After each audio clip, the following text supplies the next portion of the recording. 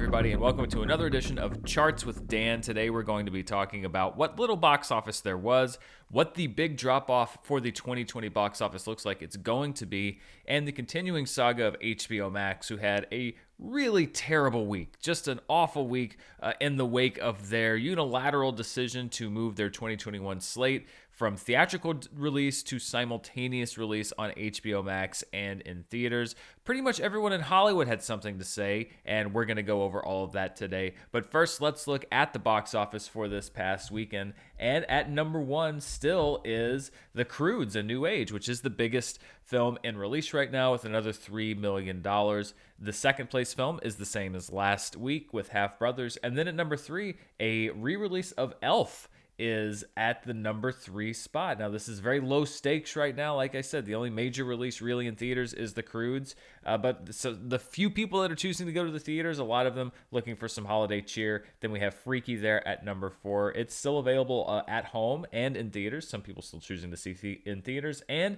How the Grinch Stole Christmas from Ron Howard, starring Jim Carrey. A reissue of that is there at number 5. So not much business on the theatrical end. The ones that are going are looking mainly for the new release and the Christmas movies that are back out. Let's look at what that does to the 2020 domestic box office, and the answer is not much. No movement on this.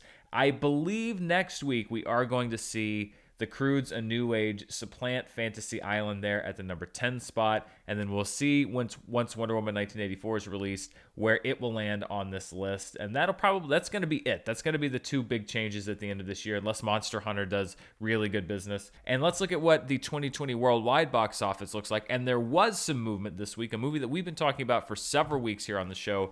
Demon Slayer, the movie, continues its journey. It has now surpassed Sonic the Hedgehog to become the 5th highest grossing film of 2020 worldwide at over $310 million. Reports say, and we'll probably update the chart next week, that it is days away from surpassing Spirited Away as the number 1 film of all time at the Japanese box office. I'm going to keep my eye on those numbers. That's pretty exciting news for Japan, pretty exciting news for fans of Demon Slayer, the movie, and we'll see if it's able to keep this phenomenal box office run going as we close out 2020 and go into 2021. But as we do near the end of the year, there was an article that ran on THR earlier today that was talking about the domestic box office revenue, and it does look like that we are going to fall, and this is no shocker, but to a 40-year low when it comes to the box office revenue. THR reports that revenue will be down about 80% from $11.4 billion last year to about $2.2 billion this year. It also reports that global box office revenue, despite the fact that the Asian markets have recovered nicely and that we've had some huge hits, the global box office is going to be down about 70% from $42.5 billion in 2019 to about $9 billion this year. So the North American markets look like they are going to be taking a little bit bigger of a hit than the global box office in general. That really shouldn't be surprised considering that we are in the midst of a massive surge right now here in North America and also in other countries that we are not seeing in so many of the countries where films are performing well right now. But just another snapshot of just how dire things are for the theatrical market. And honestly, that is something that probably motivated the announcement. And I know it seems like we're returning to this well, but this is the biggest story. This story is not going to go away. The fact that HBO Max announced a little less than 2 weeks ago that they will be releasing their entire 2021 slate in a tandem release strategy, both in theaters and on their HBO Max streaming service same day, shattering the theatrical window at a scale that we have not yet seen during this pandemic. Now, that move was the big story when it first came out. Then the story was obviously what are the exhibitors going to say. But this last week, the last 7 days have been where the momentum starts to pick up about what this really means and the myriad ways that I believe Warner Media royally effed this up, because we have seen A-list director after A-list director come out and say their piece. And these are not minor directors. These are directors that have worked with, are currently working with Warner Brothers. And I want to go over what they say and also what this potentially means going forward in a lot of different areas. So actually, right after our show last week, when I was talking about the fact that we hadn't really heard from a lot of the people that work with Warner Brothers, there had been reports that some directors may not be happy. We got our first a report from a director, and it was a big one. Christopher Nolan, who has had a long-standing relationship, almost his entire career with Warner Brothers, came out with a series of statements. The first one was the one that made a lot of headlines. This was a big one. In a statement to The Hollywood Reporter, he said, quote, "Some of our industry's biggest filmmakers and most important movie stars went to bed the night before thinking they were working for the greatest movie studio and woke up to find out they were working for the worst streaming service. Ouch." Warner Brothers had an incredible machine for getting a filmmaker's work out everywhere, both in theaters and in the home, and they are dismantling it as we speak. They don't even understand what they're losing. Their decision makes no economic sense, and even the most casual Wall Street investor can see the difference between disruption and dysfunction. There's no ambiguity in that statement. That is not a carefully worded PR statement. That is a striking rebuke from maybe their most high-profile filmmaker, but Christopher Nolan, who was on a very ill-timed press tour to promote Tenet's home video release, was not done yet, because in an interview with ET Online, he said, quote, "There's such controversy around it," meaning the HBO Max move, "because they didn't tell anyone. In 2020, they've got some of the top filmmakers in the world. They've got some of the biggest stars in the world who worked for years, in some cases, on these projects very close to their hearts that are meant to be big screen audiences. They're meant to be out there for the widest possible audiences, and now they're being used as a loss leader for the streaming service, for the fledgling streaming service, without any consultation. A real bait and switch." Yeah, it's sort of not how you treat filmmakers and stars and people who these guys have given a lot for these projects. They deserve to be consulted and spoken to about what was going to happen to their work. What you have right now in our business is a lot of the use of the pandemic as an excuse for sort of grappling for short-term advantage, and it's really unfortunate. It's not the way to do business, and it's not the best thing for the health of our industry. But Chris Nolan still isn't done, because he went on and did an interview with NPR here in the US, and he said, quote, "The economics of it," and this is where I think this is a very interesting way to turn the discussion, "The economics of it are unsound unless you're purely looking at movements in share price, number of eyeballs on the new streaming service. Theatrical is really only one part of what we're talking about here. You're talking about your home video window, your secondary, tertiary windows." That usually means to step out of a second. When he says the secondary and tertiary windows, what that means is you make a movie, it goes and it makes a bunch of money at the box office. You put it out on Blu-ray and iTunes, etc. You generate revenue that way. And then your secondary and tertiary windows are, okay, now we're going to license that movie to TBS, or we're going to license that movie to FX, or we're going to license it to HBO. That is also a revenue generator. There are people that work on the movies that earn back-end money through that kind of revenue as well. And then, past an initial cable licensing, then maybe you license it to a Netflix or another streaming service. When you put it straight on HBO Max, as Warner Brothers has been doing, and this is a big thing that we're going to talk about later, you lose that revenue because it's you're basically selling it to yourself. So and there's no bidding war, there's no negotiation. You just kind of pay whatever price you want to pay, which is going to be a problem that we'll see coming up. But that's what Christopher Nolan means about generating revenue from secondary or tertiary windows. Theatrical, going back to the quote, "These are the things very important to the economics of the business and to the people who work in the business. My point is, when you think of the film business, you need to think of working people as well as highly paid, high-profile people. On the theatrical side as well, it's very important that everybody remember that the exhibition business provides hundreds of thousands of jobs for ordinary people. And my work has only ever got out there in the world because of the hard work of people working in those businesses. And so, they need to be taken into account as we're looking at how our work is shown and where it's shown and how the business moves forward." By making the move the way that they did without consulting anyone, and the CEO of Warner Media gave an interview where he basically said, well, sometimes you just have to do it. If you sit and talk to everybody for months on end and the action is still going to be the same, then you're just going to end up doing the same thing, and sometimes you have to lead. That's a paraphrase, but it's pretty accurate as to what he said. I think that has turned out to be a very foolhardy and, in my opinion, stupid way to do this, because if you're going to make this move, this is a very bold move. You're free to make it. We'll see if that makes financial sense.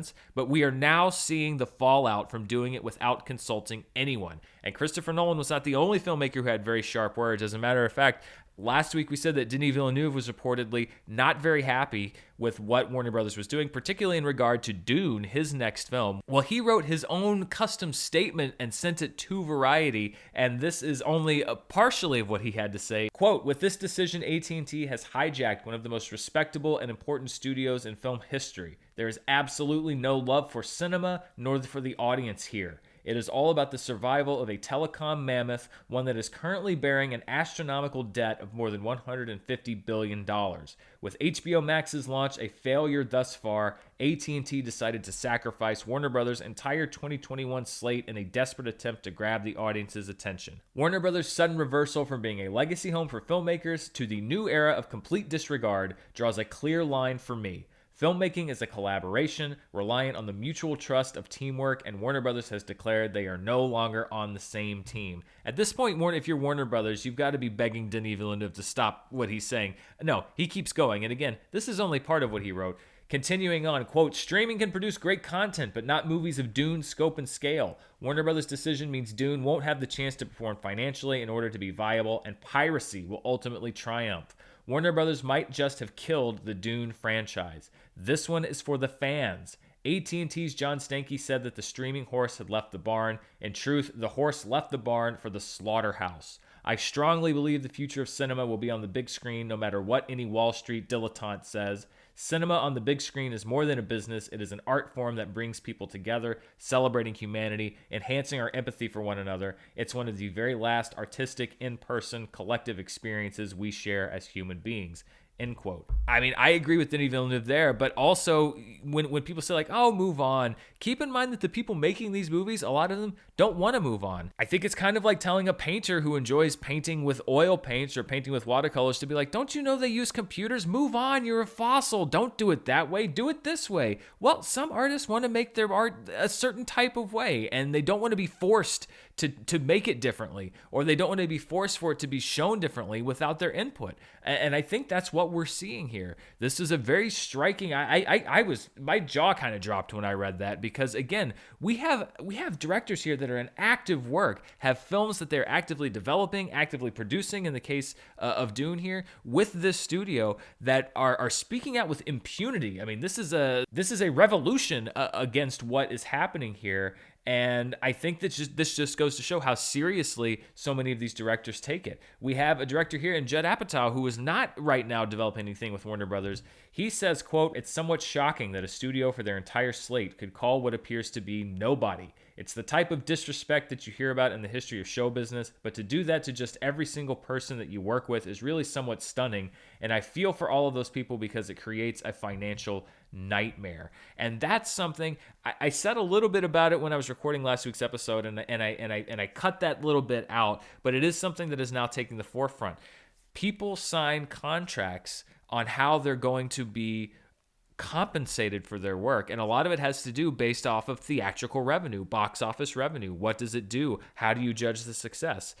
There's been reports that Gal Gadot and Patty Jenkins, who we'll hear about from in a second, were paid $10 million from Wonder Woman 1984 as compensation for their back-end deals, essentially to buy out their back-end deals. The report was that they were being compensated as if the film had made $1 billion worldwide. However, Warner so far reportedly has not had those negotiations or discussions with any of their other partners, directors, stars, etc. Speaking of Patty Jenkins, a director who has a movie coming out from Warner Media and Warner Brothers on a streaming service, HBO Max, day and date. That was arranged through her, prearranged for Christmas Day. So she's not part of this group of directors who had their films put onto HBO Max without consultation. This is what Patty Jenkins had to say about this move. Quote, when every single studio in town starts chasing the exact same thing, you're like, why doesn't someone differentiate themselves? In this case, I think what's going to happen is some studio is going to be smart enough to be an outlier, and all the great filmmakers in town are going to go there, and the theaters are going to favor their movies. Because right now, if there are studios that announce that releasing day and date on streaming is what they're going to start doing, every filmmaker is going to head to the studio that promises they're not going to. I think there's a sentiment right now that change is coming and there's nothing you can do about it. And I think that doesn't take into consideration the artists who can very much United Artists it up and make a big change. So even here, Patty Jenkins, who has a movie debuting on HBO Max, is saying the big directors and filmmakers are not going to stand for this. And they have the power to essentially stand together and say, if you are putting our movies on a streaming service or direct to a streaming service, we are not going to make movies with your studio. And this doesn't stop with directors. There was something that I caught when I was watching Saturday Night Live this week, which is that Timothée Chalamet, who's the star of Dune, at the end of the episode walks out with his Legendary shirt on. Now, as I mentioned, Legendary is the film company that was not consulted reportedly on what HBO Max is going to do. They put up the majority of the money for Dune. Whether you want to take that as a sign of support for Legendary or not, I think that's another indication that it's not just directors, it's actors as well. This could be, like I said, a complete revolt against one company throughout Hollywood. And I think that Warner Brothers was maybe hoping that Disney was going to give them a little cover this week at their big investor day, because, there had been rumors that Disney was going to potentially move several of their films as well from theatrical to their streaming service. Now, whether that was ever the plan, I don't know. But instead of that kind of huge motion, which might have changed the narrative, they really only made one announcement at their investor day last week, which is that Raya and the Last Dragon in March 2021 will be hitting theaters and Disney Plus Premier Access on the same day. That's the Mulan model where you pay extra to watch it at home. So I think that any hopes that Warner Brothers had that Disney might come in and bail them out this week, that also did not bear fruit. So you have many directors coming after you. You potentially have actors coming after you. You do not get the cover from the other studios that you were perhaps hoping for to join you in this revolution. And then we have statements from two of the most influential organizations in Hollywood. The first being the DGA, the Directors Guild of America, which represents pretty much all mainstream Hollywood directors. They made an open statement to Warner Media about the deal, and shocker, they're not happy about it either, but it has to do with the financial end of things. This is what the Directors Guild of America said, quote, "It is an understatement to say the Guild was taken aback by the lack of transparency exhibited by Warner Media regarding this significant decision, which is contrary to both the long-standing relationship between the DGA and Warner Brothers and explicit representations made by senior executives to the DGA on this very issue." And this is not the full statement. It goes on into detail about specific conversations that they had with executives at Warner Brothers and Warner Media, basically being assured that this was not going to be what was going to happen, or at the very least that there would be negotiations if this was the case. So again, another organization that perhaps would not have slammed the door on this, but was not consulted prior to what happened. Continuing their statement, quote, "Warner Media's reversal on the theatrical release patterns not only restricts our members' ability to have their films seen in the manner in which they were intended, it also affects their income. With respect to the latter, the DGA's residuals formula for feature films are based upon a percentage of gross receipts paid to the director, in some instances, members of the directorial team, and our pension plan. We are aware Warner Brothers has made a proposal on how it intends to impute a license fee for the HBO Max simultaneous release for the purposes of determining profit participations. That proposal would result in an unacceptable and inadequate valuation for the license fee. While the conversations with our members' agents and representatives may focus on profit participation and similar issues, we want to be clear that the proposal, as we understand it, is inadequate as it relates to residuals payments and is unacceptable to the DGA." So the licensing fee and the residuals payments, that's kind of what I was talking about when I say that when a movie opens itself up to, is it going to go to a streaming service or whatever, is it going to be shown on cable, there's competition. If Netflix wants to stream it and Hulu wants to stream it, then they're going to go head to head and they're going to try to outbid each other for the rights to that movie. In this case, we have Warner Media saying, well, it's going to our streaming service. And according to the DGA here, it also seems like they went to the DGA and said, like, well, yes, it's going to our streaming service, but here's how much we're paying for it. We're going to pay X amount of money to license this movie to ourselves. It's weird how that works, but it does. A company can pay itself, essentially, to license a movie to itself. But at the same time, the DGA is saying, like, that's not acceptable because we don't think it's enough. We don't think you're giving fair valuation to these films, and thus we don't think that the right amount of residuals are going to go to our members, etc. And this is a big thing. This is where you could see legitimate lawsuits being filed, because this is something called self-dealing, which basically means you're selling something to yourself at a lower than market value when it could have gotten a higher market value out in the free market if it had been allowed. So if HBO Max had allowed these movies to go to the free market and said, like, okay, we want to buy these movies, we want the rights to stream them, but we have to go out to the market and see what the value is, and then we'll just be the top bid. So it goes out to the market. They want to pay $85 million for it, but Netflix offers $125 million for it.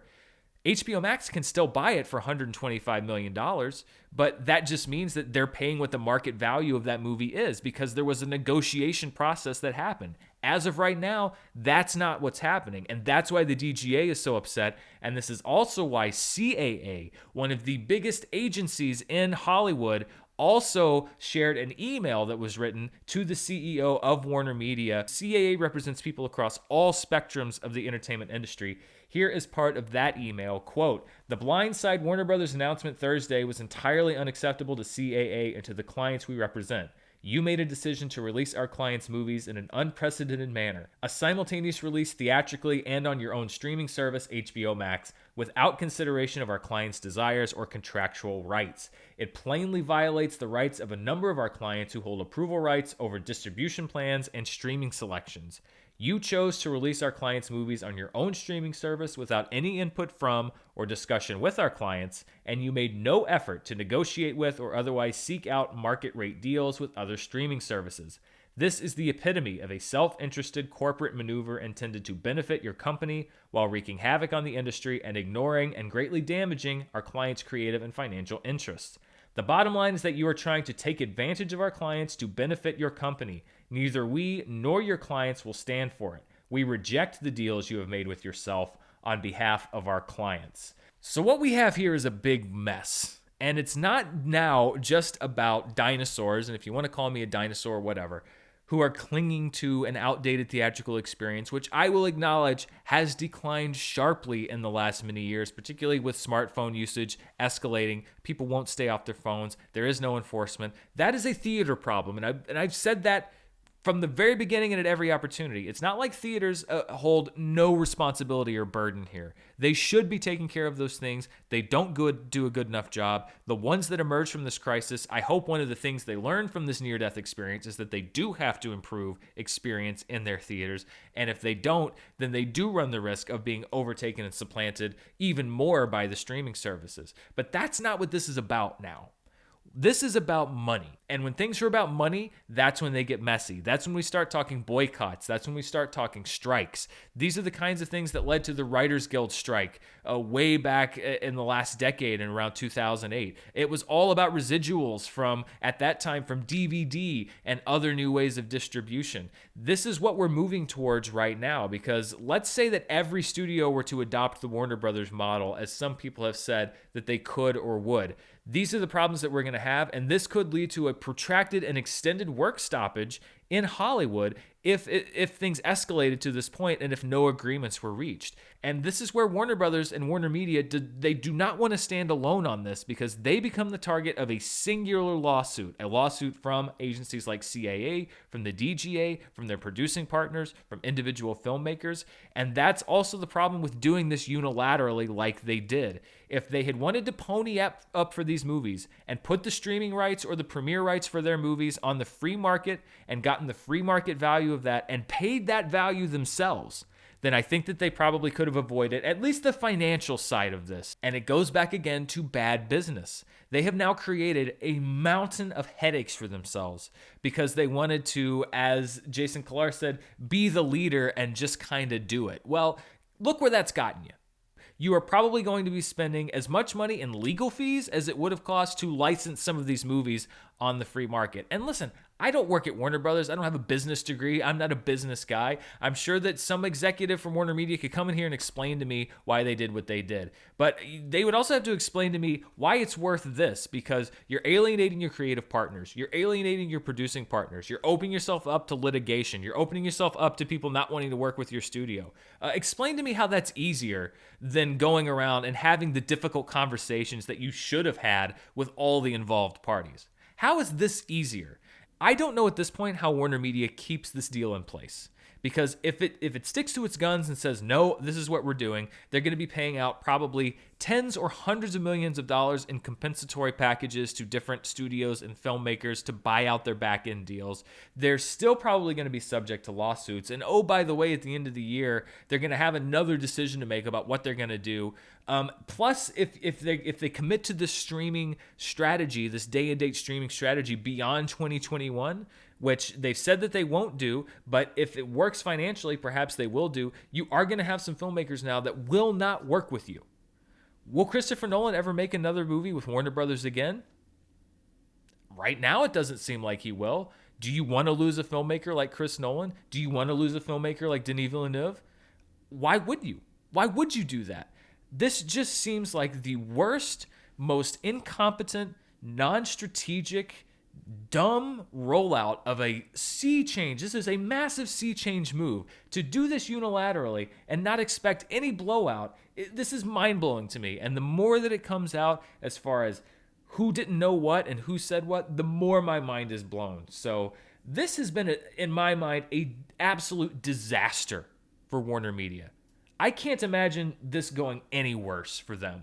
We will see what they do. It's not too late. If they talk to the right people, perhaps they can pull out of this nosedive that they're in right now. But I really just wonder if what they're going through right now, is that really any better than saying we're only going to do this for 6 months? Or is that really any better than saying we're going to wait a few more months to see what happens? And if the vaccines don't roll out like they should, then we're going to have to take desperate measures and we're going to talk to the people that we need to. But this is an absolute catastrophe for them. And when we look back on it, I think that it's very possible that we could see this being one of the most incompetently executed business moves of the 21st century.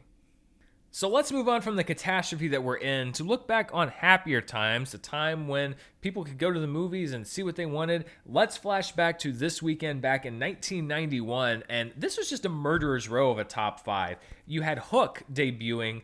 This was almost, believe it or not, 30 years ago, 29 years ago this week. Hook at number 1 with $13.5 million. Then that same week you had debuting in second place The Last Boy Scout with Bruce Willis and Damon Wayans.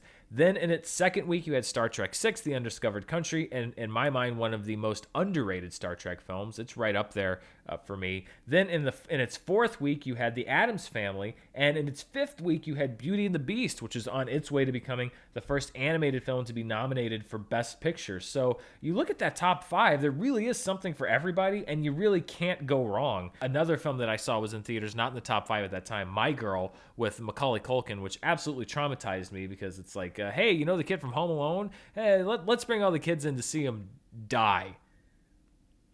Very scarring film.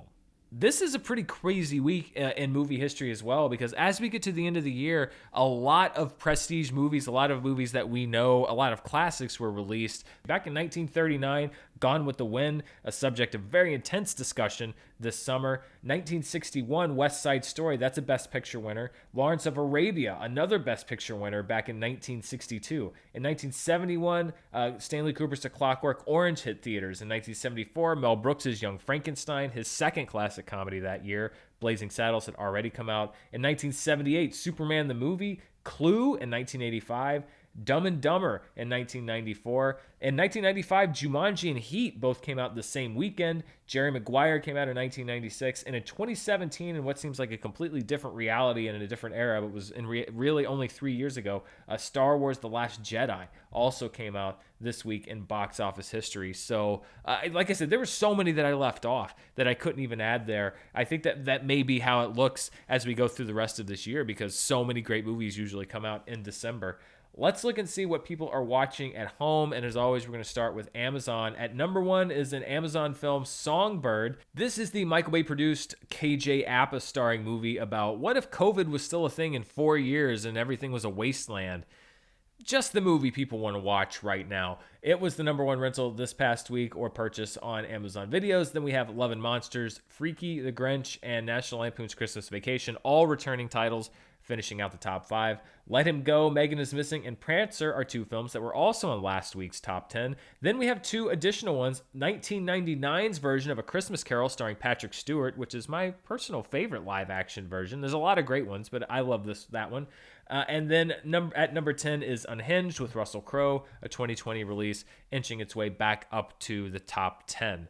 Let's see what people are watching over on iTunes. At number 1 is The Grinch. the animated Grinch. Then Elf, starring Will Ferrell, which was people were watching in theaters as well. Then at number 3, we have Honest Thief, which is a 2020 release that's going through its rental window. National Lampoon's Christmas Vacation at 4. Love and Monsters at number 5. That movie's been around for a while. Very popular choice for people to watch at home. Love Actually and The Polar Express, 2 films that were on last week's charts. Then we have Ava, which is surprising because Ava also, as we'll see in a second, is on Netflix, but it was one of the top rentals on iTunes. Fat Man, starring Mel Gibson, at number 9, and The Holiday at number 10.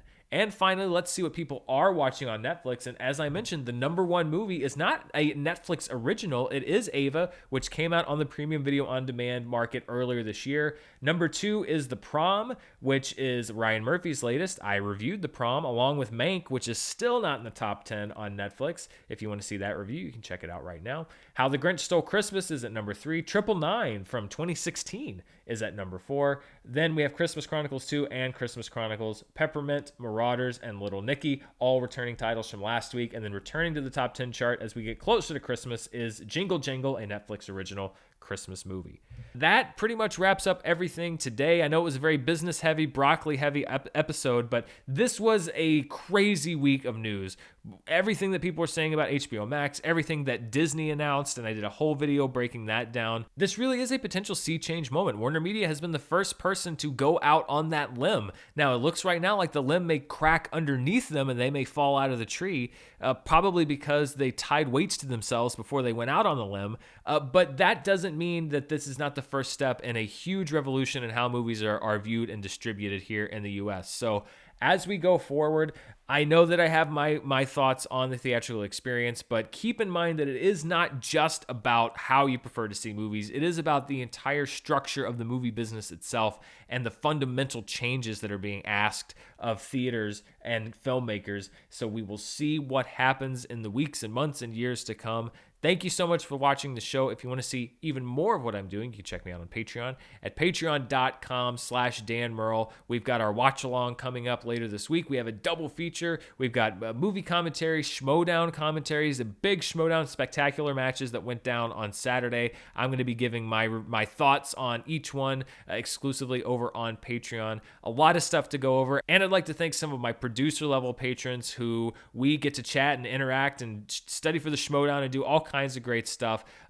This community that we built up has really been so great. One of the highlights of 2020, just to see it building and growing and thriving, has been really fun for me. So we'd love to have you come and join and be part of that community. Also, don't forget to check out my podcast, All My Movies. We're talking about a lot of the all-time great Christmas and holiday films. This week we're talking about Home Alone and its carbon copy, Home Alone 2, Lost in New York. Next week we're talking about an all-time classic, It's a Wonderful Life, with a very special guest that I'm excited to tell you about. We'll talk about that next week. Thank you so much for watching, and stay tuned because who knows what the news is going to bring day to day at this point.